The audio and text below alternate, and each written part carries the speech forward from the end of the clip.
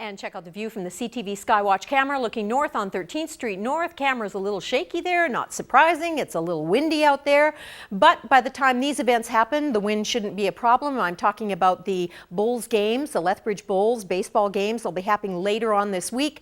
There's the wind line. Leave me a daytime and an evening number and I'll be giving them away.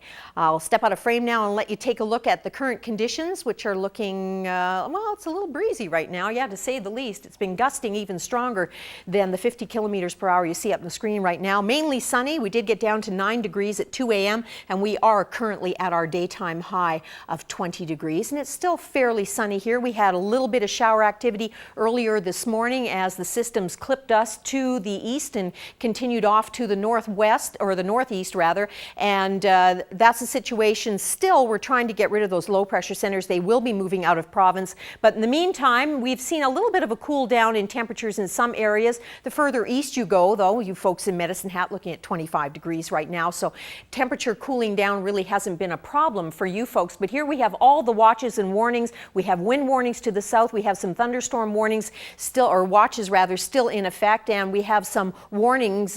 Jackie mentioned the Didsbury area looking at a possibility of a tornado. Of course, Environment Canada will be having to confirm that. But we know right now in Saskatchewan, as I also said to Jackie, just to the south of Outlook, Saskatchewan, just in this area right here, they've had a tornado almost totally confirmed, but again, Environment Canada has to get out and take a look at that. But a little bit of destruction caused by that to some fields, but fortunately no injuries being reported by that right now. But watches and warnings are still in effect for some severe activity in Saskatchewan as that second low goes through. So we're really looking at two pockets of low pressure. And here you can see on the radar loop that we're not really picking up anything here, but it's to the west of us and then to the northeast as these systems continue their trajectory. And that's going to be the path. So we've got an area of high pressure that's trying to stabilize here. We've got these low pressure centers that are moving to the north of us and to the northeast. And of course the gradient between those two systems very tight between the high pressure and the low pressures as they're trying to push off.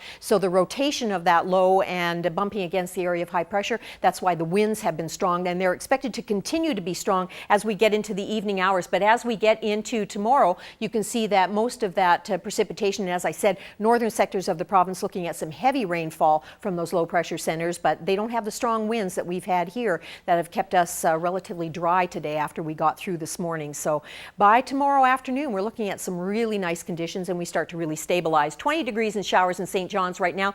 Big low pressure center dragging a cold front moving through with the Maritimes. So a couple of unstable days, some showers expected there, but the heat has extended all the way north from the United States into Thunder Bay right now, our national hotspot at 32 degrees. 30 degrees in Winnipeg right now, 29 in Regina, 19 in Saskatoon, and some inclement weather expected there overnight tonight. Some showers on the coast in Vancouver expected over the next couple of days. A cool 10 degrees in Whitehorse and Yellowknife. Look at the difference, 23 degrees and a lot of sunshine there right now.